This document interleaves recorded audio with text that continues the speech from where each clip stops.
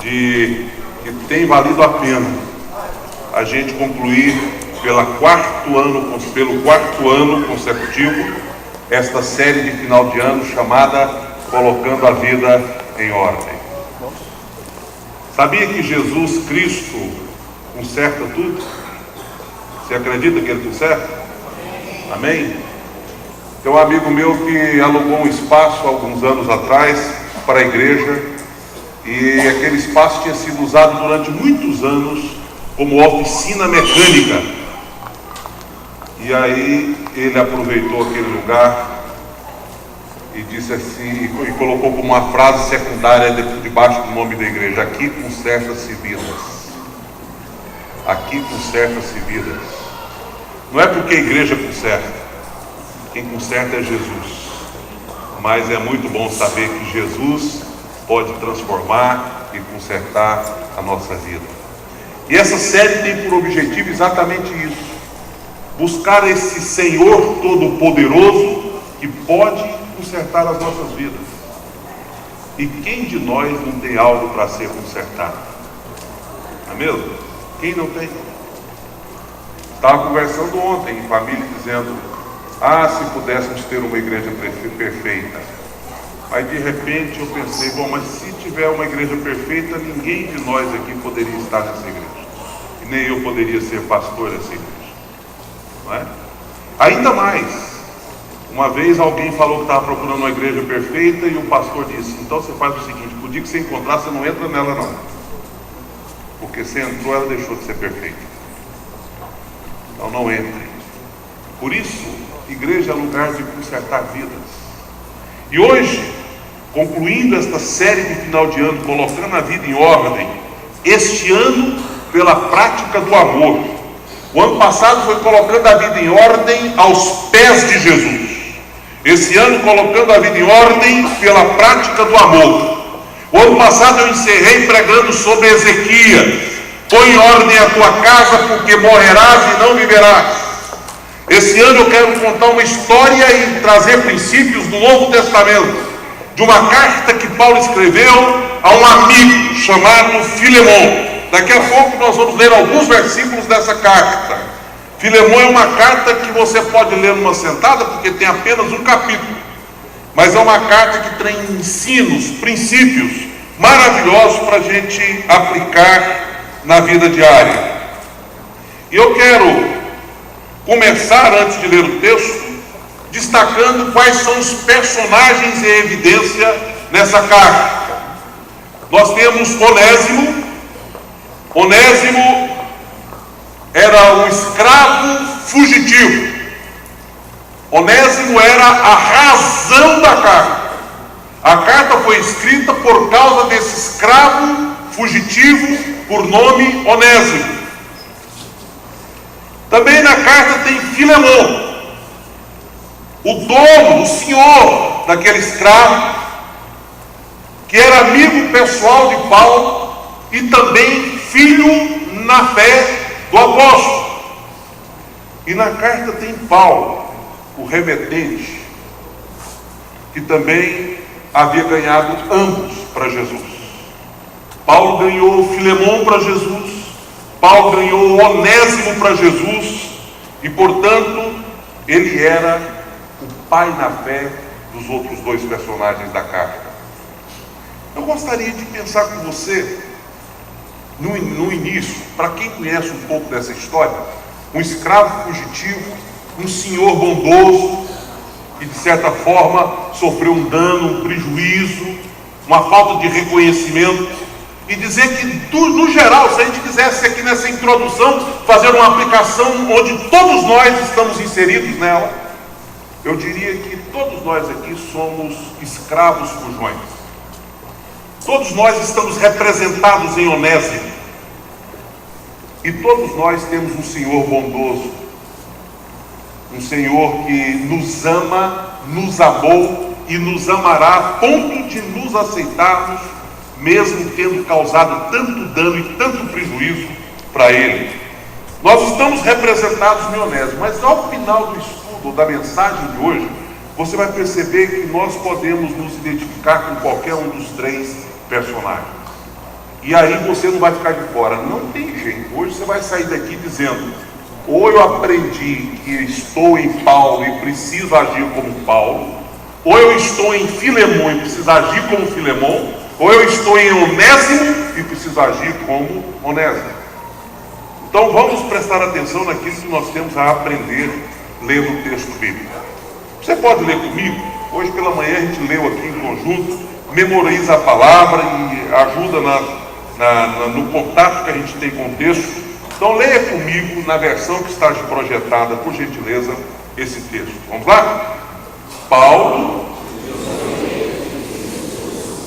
e o irmão Timóteo, a você, Filemão, nosso amado cooperador, a irmã Ápia, a Arquipo, nosso companheiro de lutas, e a igreja que se reúne com você em sua casa.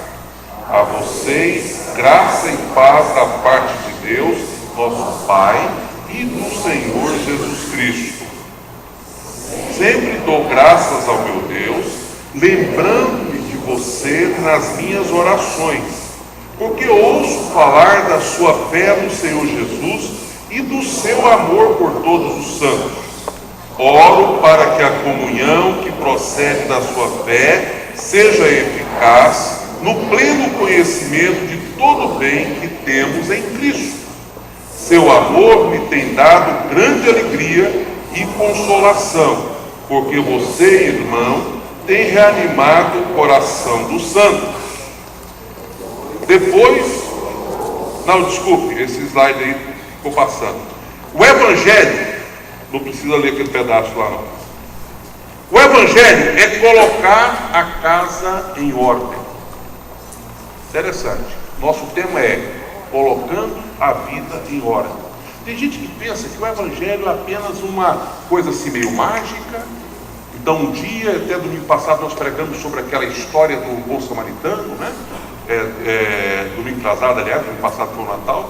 E a gente pensa assim, é um ato que aconteceu, mágico, e que não precisa mudar absolutamente nada na minha rotina de vida, na minha história de vida. E a gente vai perceber que o Evangelho, realmente, o novo nascimento é instantâneo.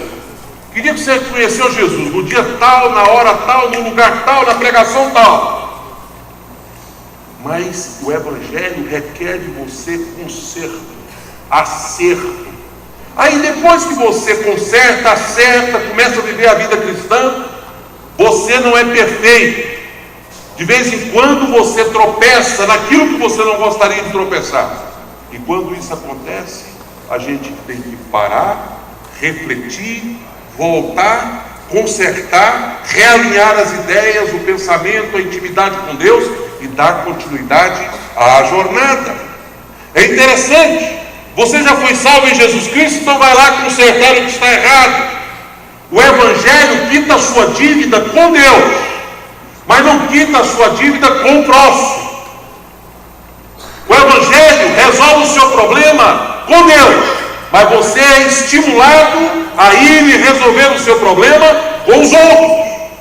Por isso não dá para você achar que o Evangelho fez de você uma nova criatura, as coisas velhas já passaram, e por isso você não tem que tomar nenhum tipo de decisão concreta com relação a acertar a sua vida. Comecei falando de conserto, e eu creio que nesse ano que está se findando, nos últimos minutos e horas destes 2 dias que faltam para concluir esse ano, você talvez tenha que fazer uma decisão hoje à noite. Eu não vou começar 2014 sem colocar a minha vida em ordem, a minha casa em ordem, as minhas emoções em ordem, a minha mente, os meus pensamentos em ordem, o meu coração em ordem. Evangelho é colocar a casa em ordem.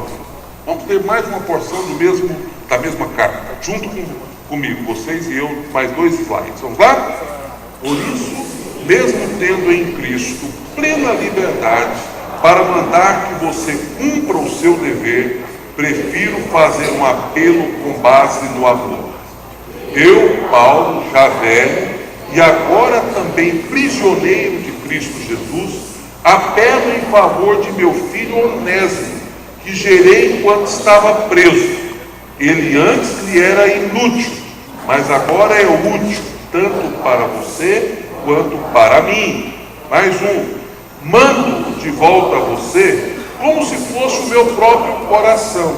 Gostaria de mantê-lo comigo para que me ajudasse em seu lugar enquanto estou preso por causa do Evangelho. Mas não quis fazer nada sem sua permissão, para que qualquer favor que você fizer seja espontâneo e não forçado. Ainda, talvez ele tenha sido separado de você por algum tempo, para que você o tivesse de volta para sempre, não mais como escravo, mas acima de escravo, como irmão amado. Para mim, ele é um irmão muito amado, e ainda mais para você, tanto como pessoa quanto como cristão. Assim, se você me considera companheiro na fé, receba-o como se estivesse recebendo a mim. A gente vai parar de novo aqui. Primeiro, lembrar que a escravidão naquele tempo era muito normal. Tinha 3 tipos de escravos. Quem nascia escravo, já nascia lá na casa, já era filho de escravo, e nascia escravo e continuava sendo escravo. Havia outros que eram vendidos como escravos, talvez por causa da miséria, da pobreza, porque foi conquistado por alguém, né? E aí nós temos a história bíblica até do Velho Testamento, quando isso aconteceu com José. E tem aqueles que se tornavam escravos devido à sua própria condição de miserabilidade. Ele não tinha condições de tocar a sua própria vida. E é interessante porque quando fala aqui de Onésimo, que era escravo, este homem tinha dado prejuízo ao seu dono. A impressão que a gente tem, eu já vou adiantar aqui o significado do nome Filemon, que é afeiçoado. Esse Filemon, que é afeiçoado, ele significa nada mais, nada menos do que alguém amoroso, alguém hospitaleiro, alguém carinhoso e alguém que ganhava a simpatia das pessoas com muita facilidade. Possivelmente, Onésimo tinha roubado de Filemon. Ele não conseguiria chegar em Roma, onde Paulo estava, sem nenhum recurso. E onde um escravo iria conseguir recurso? A lógica indica que, além de ele ter fugido, ele ainda deve ter levado alguma coisa do seu dono. A gente às vezes fica assustado porque estamos falando de escravidão. Escravidão é uma coisa ruim. Nós estamos inseridos na cultura da época. Então, escravidão naquela época era algo normal. Nesse caso, este homem encontrou-se com Paulo, aceitou a Jesus, e Paulo diz: Onésimo, está muito bom você aqui, você está inclusive me servindo, está sendo útil para mim aqui na prisão.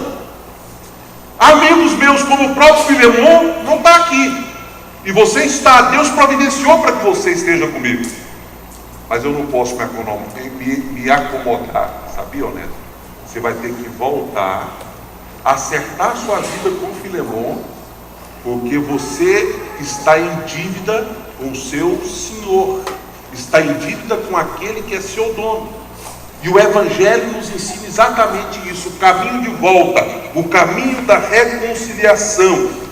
É muito interessante porque o Evangelho transformou Filemon, o Evangelho transforma Onésimo, mas o Evangelho agora tem que promover a reconciliação entre ambos.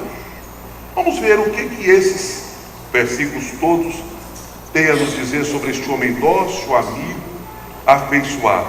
Com certeza, este homem estava cheio de feridas, de marcas, cheio de ingratidão. Não era o que ele esperava colher de um homem que talvez tinha sido muito bem tratado por ele. E aí a gente vai para a última parte que eu quero ler, que são os versículos 18 a 21. Agora ficou a letra menor, eu vou ler e você acompanha. Se ele o prejudicou, Paulo dizendo para Filemon, em algo, ou lhe deve alguma coisa, ponha na minha conta. Eu, Paulo, escrevo do próprio punho, eu pagarei. Para não dizer que você me deve a própria vida. Sim, irmão, eu gostaria de receber de você algum benefício por estarmos no Senhor. Reanime meu coração em Cristo. Escrevo-lhe certo de que você me obedecerá, sabendo que fará ainda mais do que lhe peço. Versículos 18 a 21. Aqui a gente entra nas aplicações do texto, depois de ler toda a passagem. Você acha que Onésimo chegou ao ponto de voltar até Filemão a pedido de Paulo, por quê? Porque ele passou por um processo de tratamento, chegou a um processo de maturidade, deixou que Paulo realmente o orientasse e o tratasse. Sabe qual é a grande dificuldade para que a gente possa consertar a nossa vida? É a gente deixar ser tratado por Deus e pelas pessoas que Deus coloca em nosso caminho. Você deixa ser tratado? Você permite que o líder de grupo te confronte? Você permite que um presbítero te confronte para o seu bem com amor? Você permite que o pastor te confronte numa hora de necessidade? Ou você é do tipo melindroso, que não gosta de ser tratado, não gosta de ser confrontado, não gosta de passar por nenhuma experiência dessa natureza? Com certeza, Onésimo passou por um processo que aqui a Bíblia não registra, mas não foi instantâneo, mas um processo de tratamento, até chegar ao ponto de dizer: está na hora, Onésimo, faz sua malinha, volta até Filemão, converse com ele, acerte os ponteiros. Para ajudar nesse processo, eu vou mandar uma carta para que Filemão te receba e te trate bem. Houve um processo de amadurecimento para que pudesse chegar a este ponto. Imagino, meus queridos, que tantas coisas foram tratadas na vida de Onésimo. Talvez a revolta por causa da sua condição foi tratada por Paulo. Talvez aquela falta de aceitação de si mesmo. Talvez a questão da autoestima diminuída. Quais os problemas que estavam circulando a mente e o coração daquele homem? Esses problemas foram tratados por Paulo até chegar ao ponto de dizer: Onésimo, volta e reconcilia-se com Filemão. Agora Paulo escreve e diz assim para Filemão: Filemão, eu podia ter feito isso de uma outra maneira, eu poderia até ter usado a minha autoridade apostólica, mas eu preferi fazer isso de acordo com a sua vontade. Sabe o que Paulo quis dizer com isso? Que só tem valor se formos constrangidos pelo amor, espontaneamente e com convicção. Eu citei aqui o exemplo da mãe que pega o seu filho pequenininho e diz: abraça ele, pede perdão, diz que ama. Isso vale para uma criança que você está querendo ensinar algum princípio, mas para nós adultos não vale. Nós precisamos fazer isso por amor. Por isso, constrangidos pelo amor, vai ter um slide que eu vou dizer sobre isso, nós devemos tomar a decisão espontânea. Paulo foi tratando, possivelmente no primeiro momento Onésimo tenha dito: não aceito voltar lá não, eu ganhei minha liberdade, me custou muito, eu tive que enganar o meu dono, eu tive que arrumar recursos, eu tive que viajar uma viagem longa para chegar até aqui. Agora você quer que eu volte de novo a ser escravo? De jeito nenhum.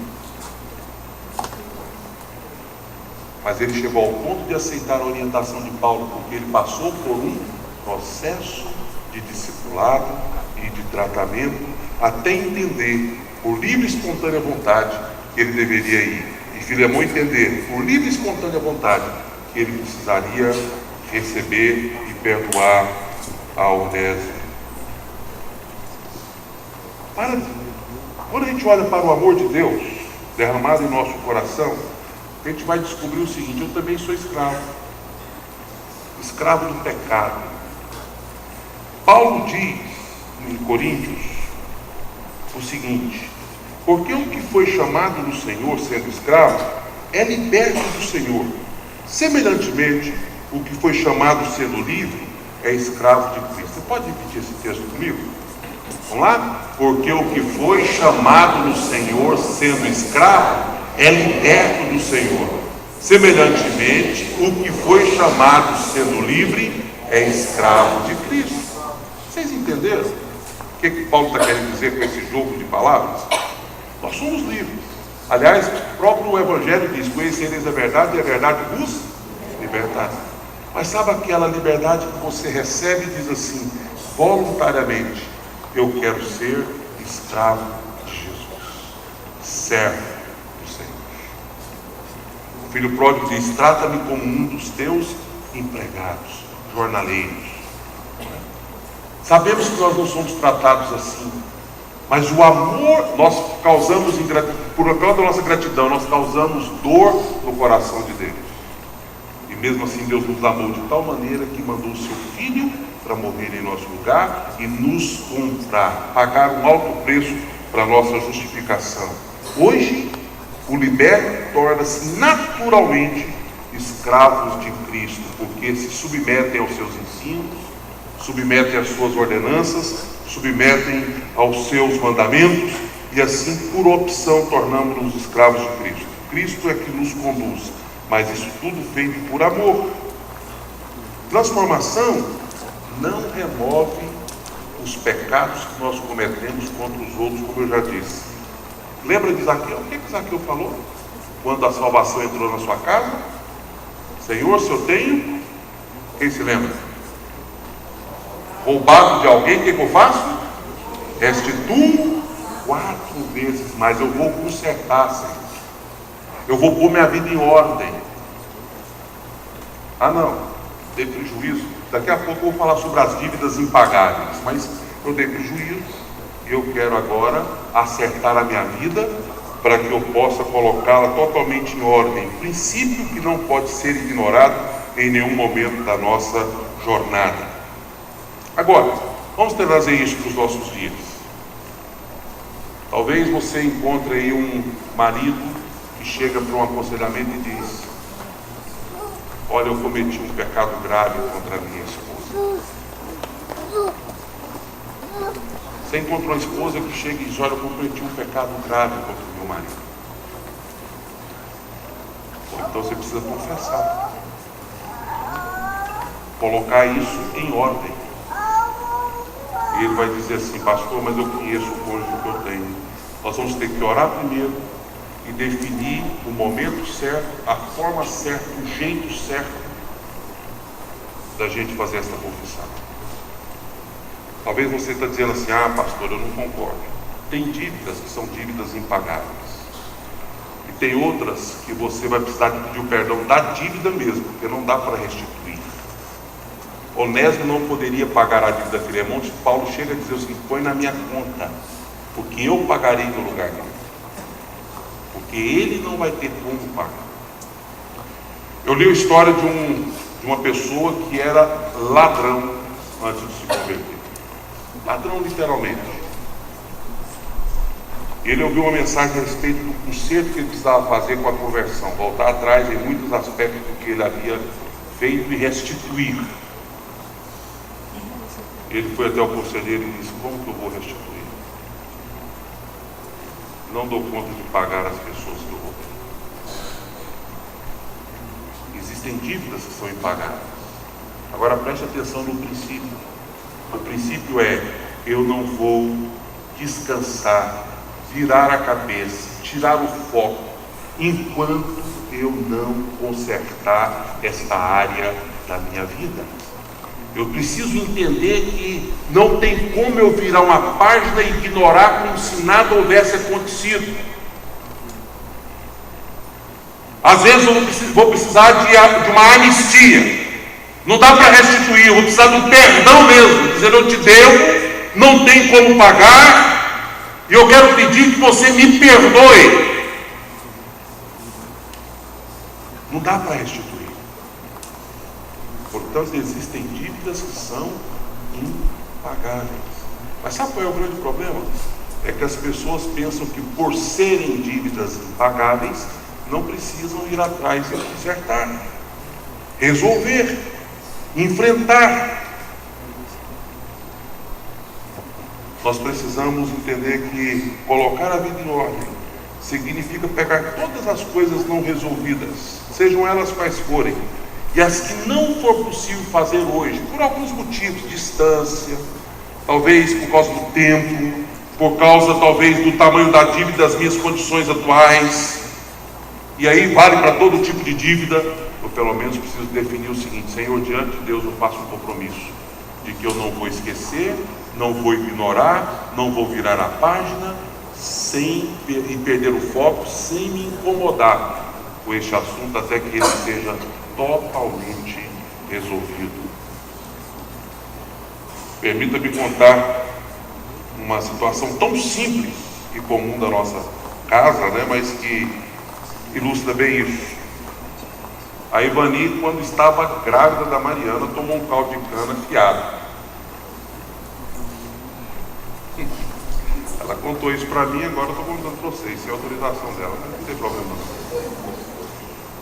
Sabe quando é que ela veio lembrar disso? Um dia de muito calor, passando ali perto da Unitintos, ela viu o garapeiro. Ela falou assim: gente, parece que é o mesmo.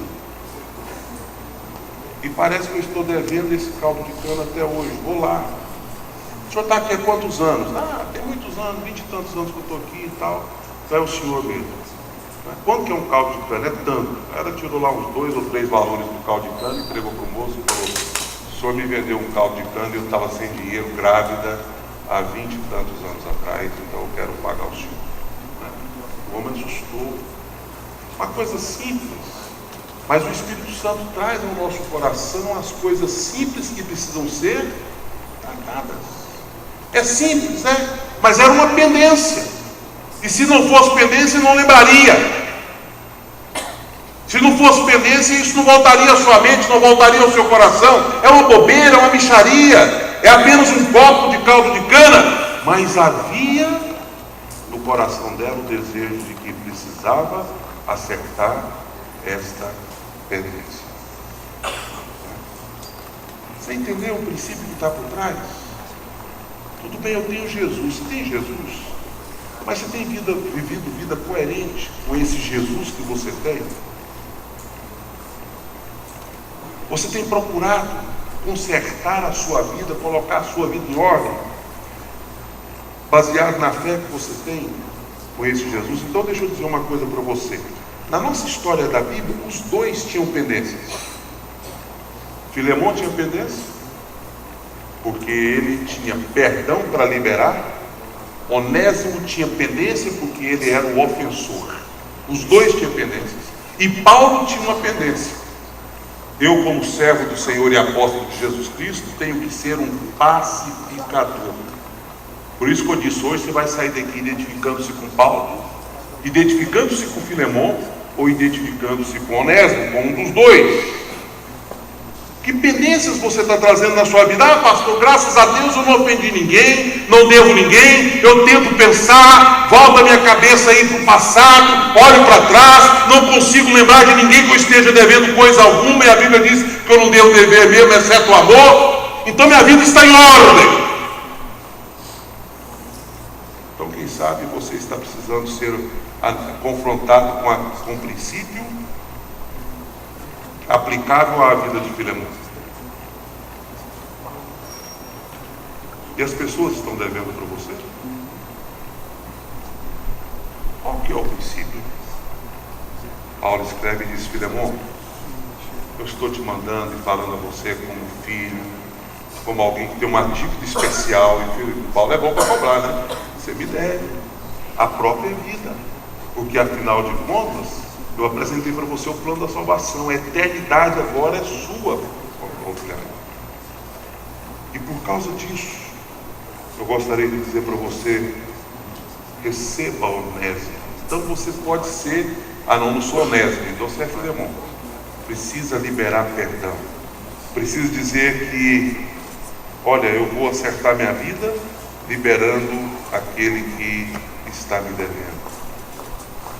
Que decisão você pode tomar hoje, nesta noite, para ser útil amanhã?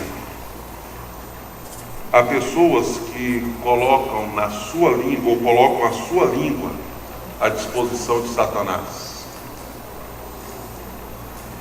E o Senhor está dizendo para você assim: seja como Paulo, seja um conciliador. Não coloca a sua língua a serviço de Satanás, mas coloca a sua língua a serviço do Senhor para promover a paz, né? Restaurar os relacionamentos, promover a reconciliação. Você sabia qual o significado do nome Onésimo? Eu disse o significado do nome Filemão: afeiçoado. Alguém sabe qual é o significado do nome Onésimo? Se alguém souber, pode responder. Ninguém? Onésimo significa útil. Aí Paulo usa um trocadilho, quando ele diz assim: antes ele era inútil, agora ele vai poder ser útil a você e a mim. Deus, em Cristo Jesus, te salva, paga a sua dívida com a eternidade, te justifica perante o Pai. Mas sabe como é que você vai conseguir ser útil? Quando você se desprender de tudo aquilo que te amarra. Infelizmente, nós temos hoje pessoas presas no passado, que não conseguem fazer nada para Deus, porque estão totalmente amarradas, totalmente presas. A decisão que você tem que tomar hoje para ser útil amanhã passa por sua identidade ou por sua identificação com um desses personagens. Será quantos honestos nós temos aqui hoje que precisam pedir perdão? Você sabe o que é perdão? Perdão não leva em consideração quem tem razão.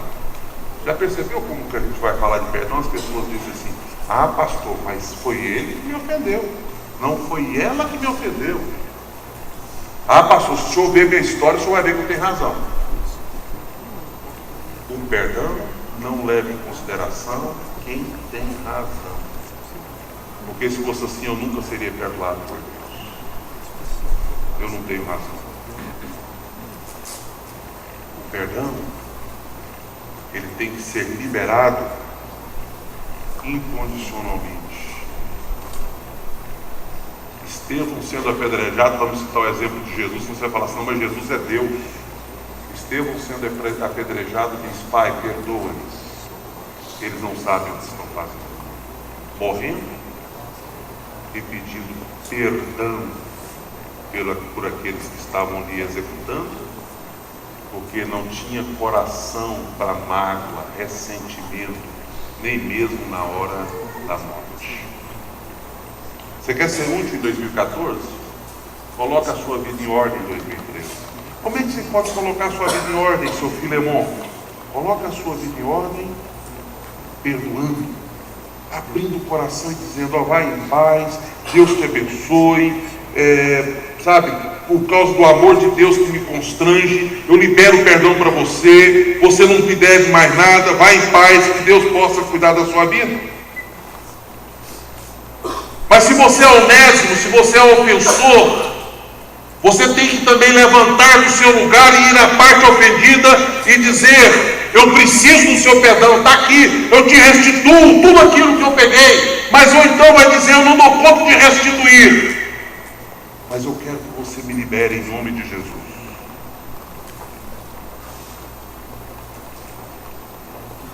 O pecado que praticamos nos escraviza.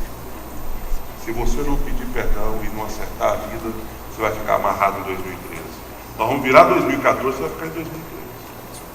Daqui uns dias nós estamos entrando em 2015, se Cristo não voltar, e se nenhum de nós partirmos, e você vai estar em 2013. Daqui uns dias vai chegar em 2016, e você vai estar em 2013. Sabe por quê? Porque você está preso, amarrado. A mensagem para você hoje é de libertação, liberte-se. Diga: eu não vou mais ficar preso nessas amarras, porque afinal de contas eu quero ser útil ao Senhor no próximo ano. Para ser útil, você tem que ser humilde ao ponto de dizer: eu preciso de perdão. Entendeu? Ou você é Filemon, precisa perdoar, ou você é Onésimo, precisa de perdão. Ou você é Filemon, dono da verdade, a minha verdade é absoluta, ou você é Onésimo, que se julga um injustiçado. Eu fugi, pastor, mas sabe por quê? Vida de escravo não dá. Como é que um homem pode ser escravizado por outro homem? Não é injustiça isso? Deus condena a escravidão. Então tem razão em fugir. Vai lá, Onésimo, acerte a sua vida. Mas, pastor, nenhum dos dois tem nada a ver comigo. Então você é Paulo. Você está usando a sua língua para quê? promova a paz. Paulo promoveu a paz. Paulo disse: Onésimo, vai lá. Como eu não posso ir lá, cartinha, Filemon, Onésimo está indo, receba. E assim Filemon e Onésimo foram tratados pelo apóstolo Paulo. Um pessoalmente, o outro através de uma carta. Mas ele quis que os dois consertassem a vida. Não dá para continuar com essa tendência. Não dá para continuar com esse problema. Onésimo, acerta. Filemon, acerta. Paulo, ajude quem precisa acertar. Eu desejo esta noite, meu irmão, minha irmã, nesse último domingo do ano, é que a gente olhe para trás e diga assim: amém, Senhor, porque chegamos ao final de 2013. Vou levar boas recordações comigo. Vou levar. Mas eu não vou ficar preso neste ano, mas de jeito nenhum. Eu vou atravessar e vou andar em 2014 livre e ser útil para o teu reino.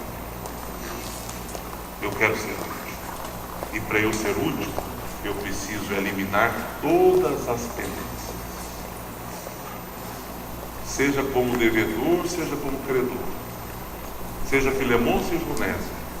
Eu quero eliminar todas as pendências. Eu quero ser útil, não apenas salvo. Eu quero ser útil, não apenas justificado. Queria convidar você a fechar os seus olhos, baixar sua cabeça.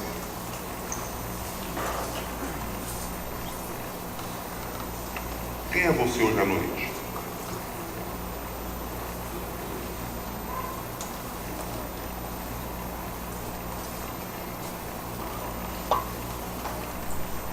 É hora que eu fiz essa pergunta para mim antes de fazê-la para você. Confesso a você que ficou difícil eu descobrir quem dos três eu sou. Acho que eu estou um pouquinho de cada um. Quem é você hoje à noite? Eu acho que eu preciso ser mais Paulo do que sou. Para eu ser mais Paulo do que sou, promover mais a paz, a reconciliação, eu preciso, sem dúvida alguma, tomar uma decisão hoje.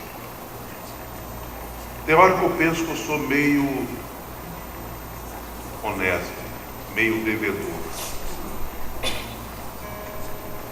Preciso pagar minha dívida.